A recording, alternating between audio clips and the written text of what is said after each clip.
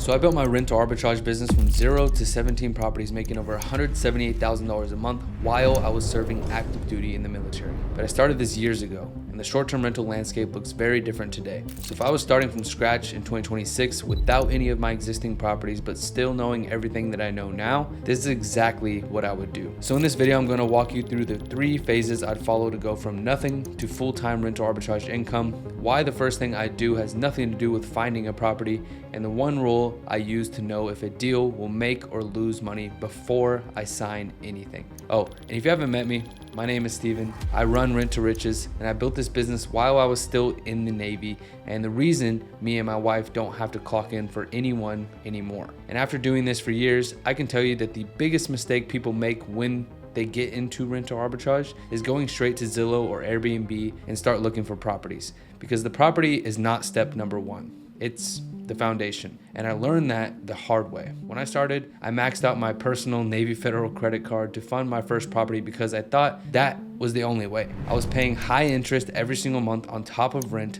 furnishing costs, and everything else it takes to get a property live. And the whole time, there was over $100,000 in business credit sitting there waiting for me, and I had no idea that it existed. If I had known that from day one, I would have saved myself a full year of grinding with money I didn't have. So if I was starting over today, the very first thing that I do is set up the business foundation. That means an LLC, a business bank account, and the right positioning. Because once that's in place, you can access business credit for 12 to 18 months of 0% interest, depending on your credit profile. That's anywhere from $75,000 and in some cases over $200,000 in 0% interest funds. And none of it touches your personal credit report. The only qualifier is a credit score above 680. And I know some people hear those numbers and think that's a lot to put on the line, but this is how I look at it. If you put $30,000 into a property that cash flows $5,000 to $7,000 a month in profit, that investment pays for itself in 4 to 6 months. Everything after that is income you wouldn't have had. The real risk isn't spending the money. It's sitting on good credit and watching another year go by. One of my students, Daniel, a military guy just like me, got set up with $83,000 in 0% interest business credit and locked in his first property 3 days later while he was in Australia. He never stepped foot in that property, and that doesn't happen without the foundation. Now, the other half of this is how you position yourself. From day one, you are a corporate housing agency, a registered business that provides furnished professional housing. You've got a business website, professional email, a liability insurance, the whole 9 yards, right? So when a landlord looks you up, they see a real company. And that matters because when you call a landlord as a corporate housing agency, it's a completely different conversation. You're not the person calling about an Airbnb side hustle. Now, once your foundation is set, you've got 3 different paths you can take depending on where you're starting from. Short-term rentals, which is what most people think of when they hear Airbnb, nightly bookings at premium rates. Mid-term rentals, where you're booking traveling professionals, nurses, insurance placements for families for 30 days or more at a steadier, more predictable income, although slightly less profit than short-term stays. And co-hosting, where you manage someone else's property for a cut of the revenue without putting any of your own capital on the line. Like, each one of these has a different risk profile and a different capital requirement, and obviously very different profit. So the right path for you really depends on entirely where you're starting from. Now, this whole first phase takes about 30 to 60 days and nobody's posting about it. But I've watched people skip it and go straight to calling landlords, and every single time they stall out because they showed up with an idea instead of a business. And by the time they circle back and realize the foundation matters, they've already burned through months of momentum on calls that were never going to go anywhere anyway. Now, having the capital and the foundation in place is phase 1, but all of that is useless if you do it all wrong behind the property in the wrong market. This is where I see people lose the most money. Someone picks a market because their cousin lives there, or they went there once, or because they saw a video about it, and they sign a 12-month lease without running the numbers. And 3 months later, they're covering rent out of pocket because the nightly rates were never high enough to support that acquisition of that deal. That lease doesn't care if you made a mistake. You're locked in. Some markets have nightly rates that can't cover what landlords are charging in rent. Some have regulations that shut you down before you even get started. And some look great on paper, but have so much seasonal fluctuation that you're profitable for 4 months and then underwater for 8 months. So the first thing I do before I even look at a property is run the market through what I call the 10-day rule. Your monthly rent needs to be covered in roughly 10 days of bookings based on the average nightly rate in your market that I use AirDNA to decide. One of my students, like Javier, found a property in Phoenix, Arizona with the rent at $3,000 a month, and the average nightly rate for comparable properties in this area was over $400 a night. That means he's covering rent in less than 8 days and keeping everything after that. And once rent is covered, those remaining 20 plus days in the month, that's where the real profit lives. The wider that window, the more you take home. My student Javier mentioned earlier brought in almost $15,000 at literally 100%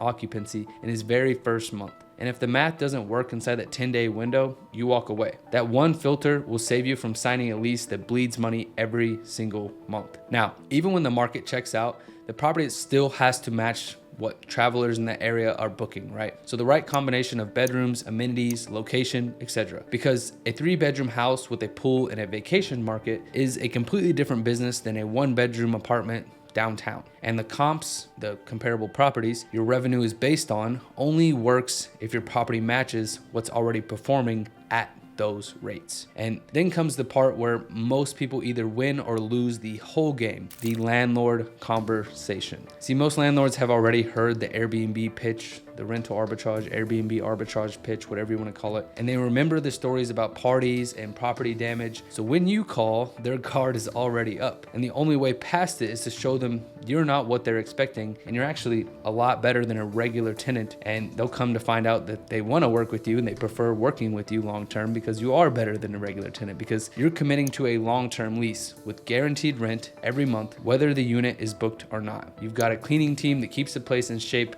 better shape than any tenant that they've ever had, or really better shape than any tenant ever could. And you carry real short-term rental insurance. And you're not just renting one property. You're building a relationship that grows as you scale. So when a landlord hears all of that, the conversation really shifts. But you know, it never gets there if you're open with the wrong words. And that is Airbnb. Because when a landlord hears Airbnb, they picture noise complaints and damage. Whereas when they hear corporate housing, they picture traveling professionals on work assignments. It's the same business, but one framing gets you the meeting and the other gets you hung up. And if you're serious about putting this together in 2026, I'll leave a link down in the description down below where you can schedule a call with me and my team. We'll look at where you're at currently, figure out the right starting point, and put the game plan together to get your first property cash flowing within the next 30 to 60 days. Now, even when you get the landlord to say yes and sign the lease, the deal can still fall apart if you don't move fast enough on what comes next, because money loves speed. Every day that property sits empty after you sign is rent coming out of your pocket with nothing coming back. And the biggest trap I see at this stage is people trying to handle everything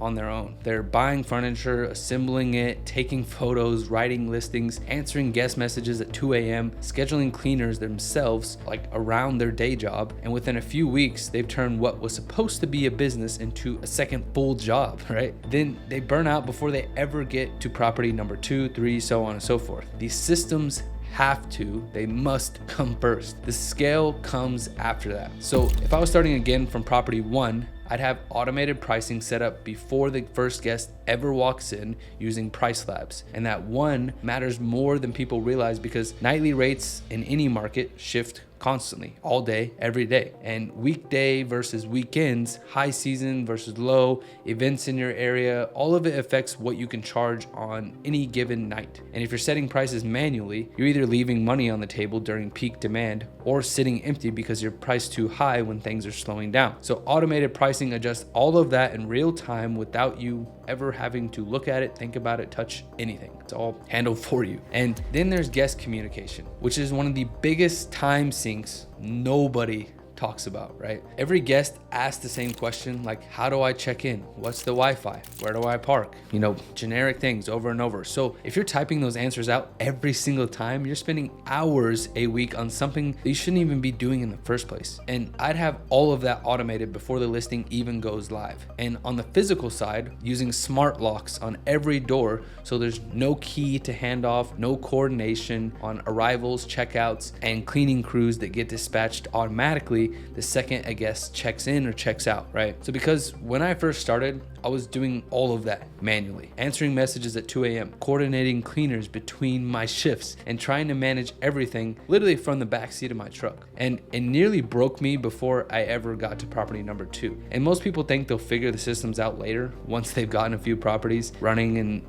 some cash flow coming in. By that point, they're so buried in the day-to-day that they can't step back long enough to set up anything. And every property you add without systems is just another layer of work you're doing by hand. And if you had the automations and the systems in place before, it actually gets easier the more properties you get, because you can just take those systems and copy and paste them over to the next property. Now, the reason I can run 17 properties today without being buried in the operations and really hardly working any time at all, sometimes takes me 0 hours a week to manage the business, is because I eventually built the systems I should have from the start. And that is the difference between this being a side project that grinds you down and really just giving yourself a second job, and a business that gives you and your time back. Work on your business, not in your business. Now, that's exactly what I do if I had to start from scratch in 2026, but knowing what to do and knowing how to execute it for your specific situation are two very, very different things. And going into this with a general framework, but nobody walking you through the details, is exactly how most people sign the wrong lease, pick the wrong market, spend months figuring out where they went wrong. They didn't set up interior design, amenities right. They didn't set up the automations or anything like that right. So if you're serious about building this, I'll leave a link in the description down below where you can book a call with me and my team. We'll figure out whether short-term, mid-term co-hosting is the right move for you, which markets fit your budget, and what it's going to take to get your first property signed, set up, and profitable. So apply in the description down below, and I'll see you on the other side. And we'll talk about on there how you could even have my team acquire properties for you, set the properties up for you, do the interior design, get it all set up, get it all launched so it's completely automated, hands off for you, where you never even have to look at or even step foot in the property if you don't want to. So that being said, I'll see you guys in the next video.